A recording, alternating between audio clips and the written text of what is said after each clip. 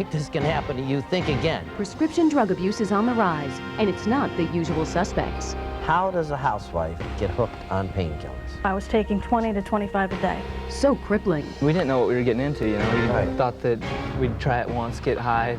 You get hooked that fast? From the heartbreak to the healing. If you ever need support from me, call me. Anything you need, I'll be there for you. Prescription addiction, a painful epidemic. That's right here, right now.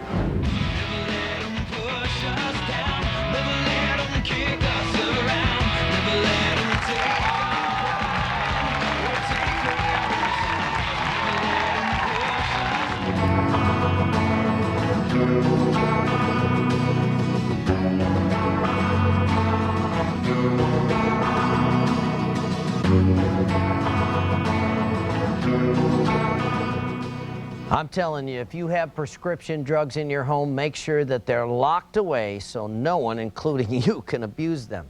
Every single day, people are becoming addicted to painkillers in epidemic proportions. Sampling the Oxycontin in a friend's dad's medicine chest led Ryan on a downward spiral that nearly destroyed his life. And this is Ryan's dad, Chuck.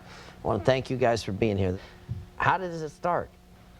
It all started about 2 years ago. Okay. I mean, my friend's dad got back surgery, and he ended up getting some pain medicine for it, some Oxycontin.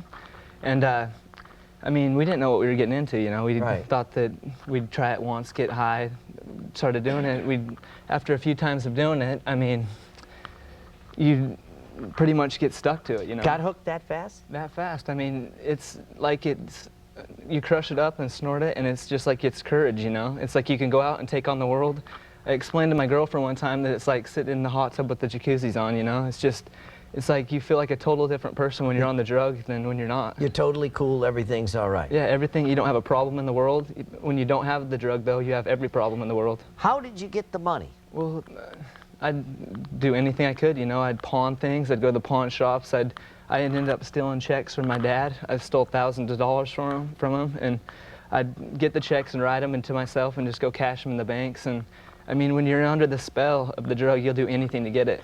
Was your lowest point where you said, I gotta get help? Or what was it? Well, my lowest point was about 3 weeks ago, and I was living in a hotel. I'd been kicked out of my house. Tough love, right, Dad? Yeah, You just it's couldn't tough. take We didn't want to do it, but we really thought it was the best thing for him.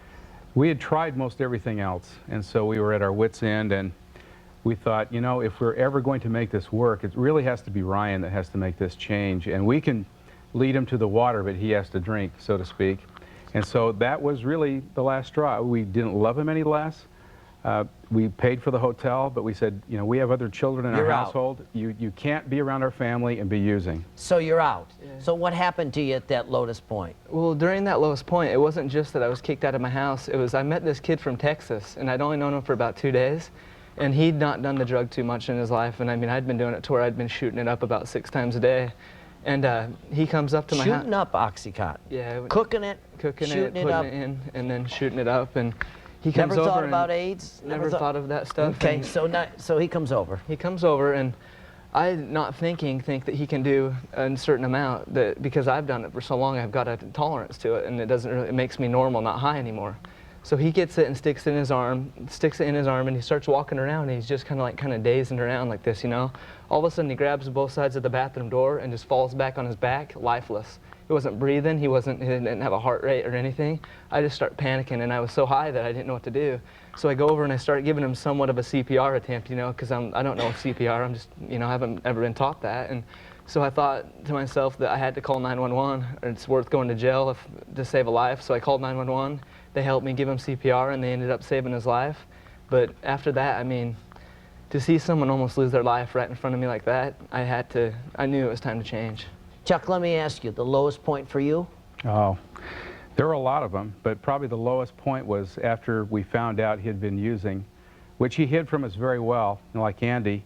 We didn't know for months and months, but when we finally found out, it was last Christmas, and I heard a Christmas carol that we used to hear, and you know, our family enjoyed. It was a great, you know, thing that we enjoyed in our household, and that Christmas carol just broke me down. And I just cried. I just wept thinking I'd lost my son.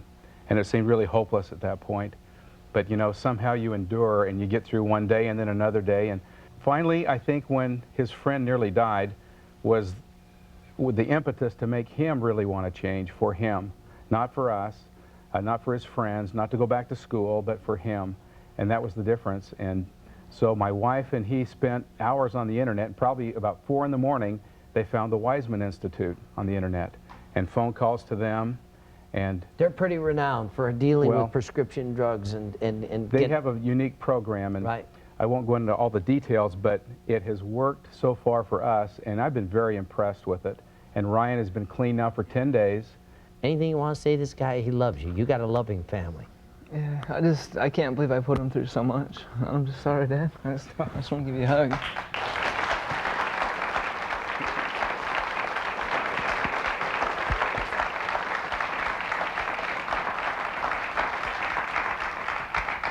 I got a feeling you're going to make it because you've got that desire. But, you know, I'm really worried about Andy.